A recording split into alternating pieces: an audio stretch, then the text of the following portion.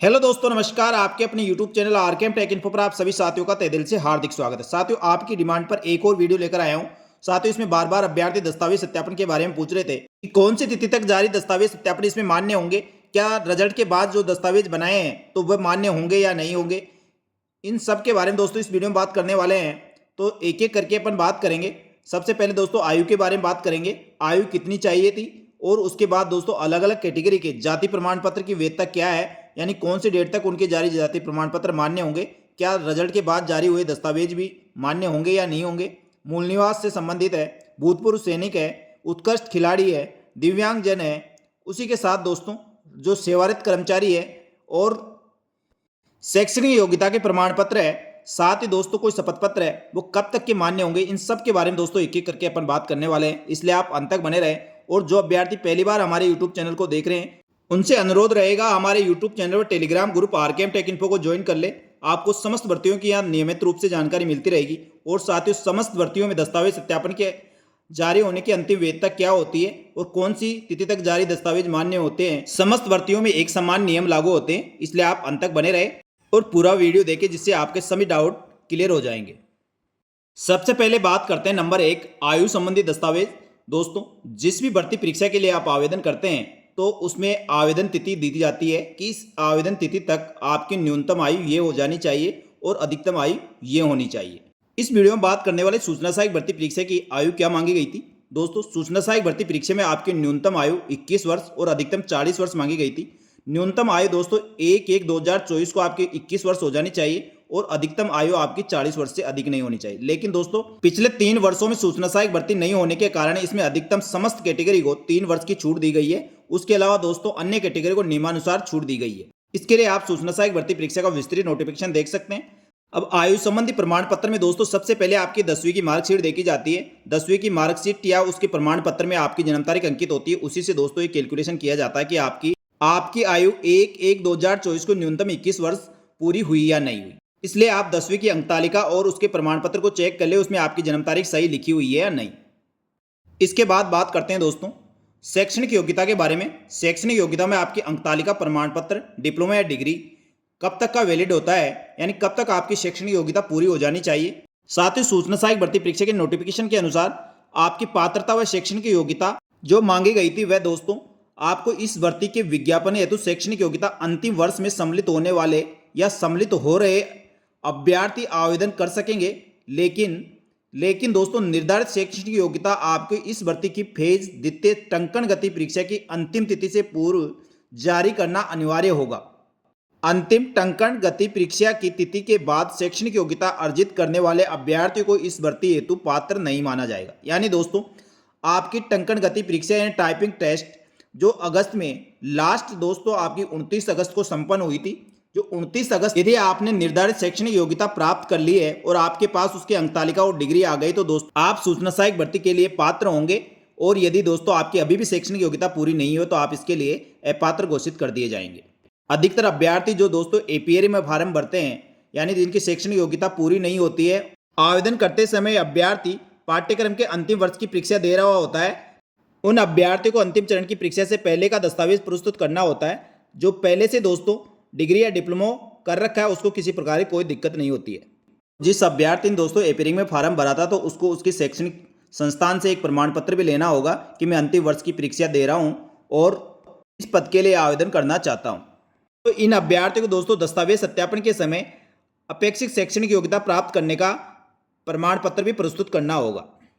अब इसके बाद बात करते हैं दोस्तों प्रमाण पत्रों के बारे में। सबसे पहले बात करते हैं जाति प्रमाण पत्र और मूल निवास के बारे में। जाति प्रमाण पत्र और मूल निवास की अंतिम वैधता क्या रहेगी, यानी किस तिथि तक आपका जारी प्रमाण पत्र इसके लिए मान्य होगा। और दोस्तों इसी के साथ क्या पुराना जाति प्रमाण पत्र चल जाएगा, और महिलाओं को जाति प्रमाण पत्र किस नाम से बनाना है, साथ ही दोस्तों मूल निवास की वैधता क्या रहेगी, इन सब के बारे में दोस्तों एक एक करके बात करेंगे। लेकिन दोस्तों अब तक का वीडियो आपको अच्छा लगा तो वीडियो को लाइक करें, और साथ ही दोस्तों वैसे आपके समस्त सवालों के जवाब दोस्तों इसमें मिल रहे होंगे, लेकिन फिर भी कोई डाउट हो तो आप कमेंट करके जरूर पूछें, मैं आपके सभी सवालों के जवाब देने का प्रयास करूंगा। साथियों सबसे पहले बात करते हैं मूल निवास और जाति प्रमाण पत्र की। किस तिथि तक जारी जाति प्रमाण पत्र और मूल निवास मान्य होगा, तो सूचना सहायक भर्ती परीक्षा में दोस्तों इसकी अंतिम तिथि जो 2 मार्च 2023 थी उस तक यानी सूचना सहायक भर्ती परीक्षा के आवेदन की अंतिम तिथि तक आपके पास ये जाति प्रमाण पत्र और मूल निवास आपका बना हुआ होना चाहिए, वही प्रमाण पत्र मान्य होगा। दोस्तों इसके बाद जारी किया गया जाति प्रमाण पत्र या मूल निवास आपका मान्य नहीं होगा और जाति प्रमाण पत्र और मूल निवास सक्षम अधिकारी द्वारा जारी किया होना चाहिए। इस प्रकार दोस्तों मूल निवास प्रमाण पत्र चाहे महिला हो या पुरुष हो, जहां आप निवास रहते हो यानी जहां आप निवास कर रहे हो वहां का मूल निवास प्रमाण पत्र चल जाएगा, लेकिन अंतिम तिथि से पहले जारी किया हुआ मूल निवास प्रमाण पत्र ही मान्य होगा। अब दोस्तों बात करते हैं जाति प्रमाण पत्र की। जाति प्रमाण पत्र आपका दोस्तों अंतिम तिथि से पहले का जारी होना चाहिए, लेकिन दोस्तों उसमें एक कंडीशन और है, किसी कारणवश आप जाति प्रमाण पत्र आपका नहीं बना है तो दोस्तों उसके लिए आपको एक छूट दी गई है। छूट यह है, यदि किन्हीं कारणों से अभ्यर्थी द्वारा आवेदन के अंतिम तिथि तक जाति प्रमाण पत्र प्रस्तुत नहीं किया जाता है तो अंतिम तिथि के पश्चात भी जारी किया गया जाति प्रमाण पत्र मान्य किया जा सकता है। लेकिन दोस्तों उसके लिए आपको एक शपथ पत्र देना होगा कि आपने अंतिम तिथि को संबंधित वर्ग या कैटेगरी को आप संबंध रखते हैं, यानी दोस्तों जिस कैटेगरी से आप फॉर्म भर रहे हैं उस कैटेगरी की आप पात्रता रखते हैं। यदि गलत सूचना दी जाती है तो चयनित अभ्यर्थी को नियुक्ति निरस्त की जा सकती है और उस पर आवश्यक कार्रवाई भी की जा सकती है। तो दोस्तों आप यदि आपका जाति प्रमाण पत्र अंतिम तिथि तक नहीं बना हुआ तो एक शपथ पत्र आपको देना होगा और उसमें ये साबित करना होगा और साथ ही एक ऐसा प्रमाण पत्र भी लगाना होगा जो आपको जाति को इंगित करता हो। उसमें दोस्तों आपने पिताजी का जाति प्रमाण पत्र लगा सकते हैं, आपकी जमीन की जमाबंदी लगा सकते हैं या राशन कार्ड लगा सकते हैं जिसमें आपका जाति उल्लेख हो। जहाँ पे भी आपका जाति का उल्लेख हो, यानी जो आवेदन की अंतिम तिथि थी उससे पहले आपका जो भी प्रमाण पत्र आप प्रस्तुत करोगे उसमें आपका जाति का उल्लेख होना चाहिए। तो आपको उसके आधार पर एक शपथ पत्र बनाकर आपको देना होगा। तो इस प्रकार दोस्तों अंतिम तिथि के बाद जारी किया गया प्रमाण पत्र और ये शपथ पत्र से आपका काम हो जाएगा। अब साथियों जाति प्रमाण पत्र की वैधता अवधि क्या होती है, यानी कब तक का जाति प्रमाण पत्र आपका मान्य होगा। SC ST का जाति प्रमाण पत्र दोस्तों एक बार बनने के बाद ये जीवन पर्यंत रहता है। जो एक बार आपका प्रमाण पत्र बन गया उसके बाद आपको दोबारा बनाने की आवश्यकता नहीं है। लेकिन दोस्तों किसी अभ्यर्थी के पास यदि ऑफलाइन बना है तो वो डिजिटल बना सकता है, लेकिन ऐसा भी नहीं है कि आपका ऑफलाइन प्रमाण पत्र मान्य नहीं होगा, वह भी आपका मान्य होगा। यदि दोस्तों आपके पास ऑफलाइन और डिजिटल दोनों बने हुए हैं लेकिन डिजिटल प्रमाण पत्र आपके आवेदन तिथि के बाद का है तो या रिजल्ट के बाद का है तो दोस्तों आप दोनों प्रमाण पत्र लगाएं। जाति प्रमाण पत्र चाहे दोस्तों पुरुष हो या महिला अभ्यर्थी, विवाहिता हो या विधवा या विडो, कोई भी अभ्यर्थी हो, उसको जाति प्रमाण पत्र अपने पिताजी के नाम और निवास के आधार पर जारी किया गया सक्षम अधिकारी द्वारा जाति प्रमाण पत्र ही मान्य होगा। यानी दोस्तों पिताजी के नाम और निवास के आधार पर जो जाति प्रमाण पत्र बनता है उसी को दोस्तों मान्य किया जाएगा। यानी जाति अपने पिताजी के नाम से जानी जाती है, इसलिए आपने कभी भी यदि जाति प्रमाण पत्र बनाया तो दोस्तों पिताजी के नाम से बनाया हुआ जाति प्रमाण पत्र ही मान्य होगा। इसके बाद दोस्तों बात करते हैं OBC का जाति प्रमाण पत्र के बारे में। OBC का जाति प्रमाण पत्र की अवधि 3 वर्ष के लिए मान्य होगी, परंतु क्रीमिलेयर में नहीं होने के संबंध में आपको एक शपथ पत्र देना होगा। इसी के साथ दोस्तों अन्य पिछड़ा वर्ग, अति पिछड़ा वर्ग का नवीनतम जाति प्रमाण पत्र जो पिताजी के नाम से और निवास और आय के आधार पर सक्षम अधिकारी द्वारा जारी प्रमाण पत्र बना हुआ होना चाहिए। इस वर्ग की विवाहित महिलाओं का जाति प्रमाण पत्र पति के नाम, निवास, आय के आधार पर यदि आप जाति प्रमाण पत्र बनाते हैं तो दोस्तों वह मान्य नहीं होगा। आपको जाति प्रमाण पत्र पिताजी के नाम से बनवाना होगा। अब बात करते हैं दोस्तों EWS के जाति प्रमाण पत्र के बारे में। आर्थिक रूप से कमजोर वर्ग के अभ्यर्थियों को इनकम हैसियत सर्टिफिकेट आपको 1 वर्ष के लिए मान्य होता है। लेकिन दोस्तों एक बार जारी इनकम हैसियत सर्टिफिकेट के बाद आप आगामी 3 वर्ष तक यदि आप निर्धारित मापदंडों के अनुसार पात्र है, इससे संबंधित आप एक शपथ पत्र देकर दोस्तों इसको 3 वर्ष तक काम में ले सकते हैं। इस प्रकार दोस्तों जाति प्रमाण पत्र आपके पिताजी के नाम से बनेगा, चाहे कोई सी भी कैटेगरी में हो, पुरुष हो या महिला हो या किसी भी तरह का अभ्यर्थी हो, जाति प्रमाण पत्र आपको पिताजी के नाम से ही बनवाना है। पुराना होगा तो दोस्तों चलेगा और परीक्षा की अंतिम तिथि से पहले का बना हुआ होना चाहिए। यदि बाद में बनाए तो आपको एक शपथ पत्र देना होगा और ये साबित करना होगा कि आप उसी जाति से संबंध रखते हैं। इसके बाद बात करते हैं विधवा, परित्यागता महिला, दिव्यांगजन, उत्कृष्ट खिलाड़ी और भूतपूर्व सैनिक व सेवारत कर्मचारियों के प्रमाण पत्रों के बारे में। साथियों विधवा श्रेणी में विधवा महिला अभ्यर्थी को अपने पति का मृत्यु का प्रमाण पत्र के साथ कोई ऐसा दस्तावेज जिसमें पति का नाम अंकित हो, जैसे विवाह प्रमाण पत्र, राशन कार्ड, वोटर कार्ड, ऐसा प्रमाण पत्र होना चाहिए जो उसका पति से संबंध दिखाता हो। विडो कैटेगरी की महिला को विधवा प्रमाण पत्र आवेदन की अंतिम तिथि से पूर्व जारी किया गया प्रमाण पत्र प्रस्तुत करना होगा। आवेदन की अंतिम तिथि के बाद जारी किया गया प्रमाण पत्र मान्य नहीं होगा। इसी प्रकार दोस्तों परित्यागता विवाह विच्छेद से संबंधित महिला अभ्यर्थी को आवेदन तिथि से पूर्व माननीय उच्चतम न्यायालय द्वारा जारी विवाह विच्छेद प्रमाण पत्र यानी डिक्री आदेश प्रस्तुत करना होगा और ये प्रमाण पत्र भी आवेदन की अंतिम तिथि से पहले का होना आवश्यक है। इसके साथ ही विधवा एवं परित्यक्ता महिलाओं को आवेदन की अंतिम तिथि तक पुनर्विवाह नहीं किए जाने के संबंध में एक घोषणा पत्र और शपथ पत्र बनाकर देना होगा। इसके बाद दोस्तों दिव्यांगजन अभ्यर्थियों का प्रमाण पत्र। दिव्यांगजन अभ्यर्थियों को प्रमाण पत्र आवेदन की अंतिम तिथि से पूर्व का जारी किया हुआ होना चाहिए और सक्षम अधिकारी द्वारा उनकी कैटेगरी वाइज जिस कैटेगरी से आप संबंध रखते हो और उसमें 40% आप दिव्यांगजन है उसका प्रमाण पत्र आपको प्रस्तुत करना होगा। वो दोस्तों आपका कहीं का भी बना हुआ हो सकता है, लेकिन दोस्तों यदि विभाग को लगता है उनके प्रमाण पत्र में किसी प्रकार की दिक्कत है तो विभाग उस पर दोबारा से उसका मेडिकल करवाया जा सकता है और मेडिकल करवा के ये पता किया जा सकता है कि वास्तव में दिव्यांगजन है या नहीं। तो दोस्तों आप इस संबंध में अपना दिव्यांगजन प्रमाण पत्र प्रस्तुत करें, लेकिन वह आवेदन के अंतिम तिथि से पूर्व का होना आवश्यक है।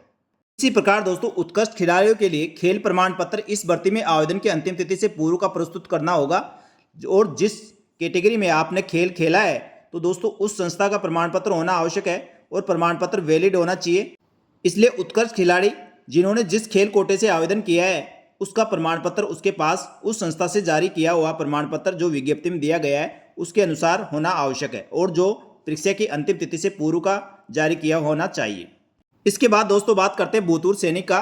भूतपूर्व सैनिक के अभ्यर्थी जो भूतपूर्व सैनिक कोटे से आवेदन किया है उनको अंतिम तिथि से पूर्व का सेवानिवृत्ति प्रमाण पत्र और पीपीओ डायरी आपको प्रस्तुत करनी होगी। उसी के आधार पर दोस्तों आपका दस्तावेज सत्यापन किया जाएगा। इसके बाद दोस्तों बात करते हैं विवाह प्रमाण पत्र की। दोस्तों विवाह प्रमाण पत्र बनवाना अनिवार्य है। जो अभ्यर्थी विवाहित है उनको विवाह प्रमाण पत्र बनवा लेना चाहिए। यदि आप पहले से शादीशुदा है तो दोस्तों कोई दिक्कत नहीं है, पहले का प्रमाण पत्र चल जाएगा। और यदि आवेदन तिथि के बाद आपने शादी की है तो भी आपका विवाह का प्रमाण पत्र बनवाना आवश्यक है। दोस्तों यदि आपने पहले अविवाहित किया था और अब आप विवाहित हो गया तो उसका एक शपथ पत्र लगा देना। अविवाहित अभ्यर्थी को प्रमाण पत्र की आवश्यकता नहीं है। इसी के साथ दोस्तों संतान संबंधी शपथ पत्र। संतान संबंधी शपथ पत्र आपको देना होगा। वर्तमान में आपके कितने बच्चे हैं। इसके बाद दोस्तों बात करते हैं सेवारत कर्मचारियों की। जो अभ्यर्थी पहले से राजकीय सेवा में है उनको एनओसी प्रमाण पत्र देना होगा। जिस विभाग में आप कार्य कर रहे हैं तो दोस्तों आवेदन करने से पहले आपने परमिशन ली होगी कि मैंने इस भर्ती के लिए आवेदन किया है और उसका दोस्तों आपको एनओसी प्रमाण पत्र दस्तावेज सत्यापन के समय प्रस्तुत करना होगा। सेवा प्रमाण पत्र या एनओसी प्रमाण पत्र दोस्तों आपके आवेदन तिथि का पूर्व का या बाद का कोई सा भी हो, दोनों चल जाएंगे। इसके बाद बात करते हैं दोस्तों अंतिम शैक्षणिक योग्यता से आपको एक चरित्र प्रमाण पत्र लेना होगा। जहां से आपने अंतिम शैक्षणिक योग्यता प्राप्त की है उस संस्था के संस्था प्रधान से आपको एक चरित्र प्रमाण पत्र लेना जरूरी है, क्योंकि दस्तावेज सत्यापन के समय आपको अंतिम शैक्षणिक योग्यता का चरित्र प्रमाण पत्र मांगा जाएगा।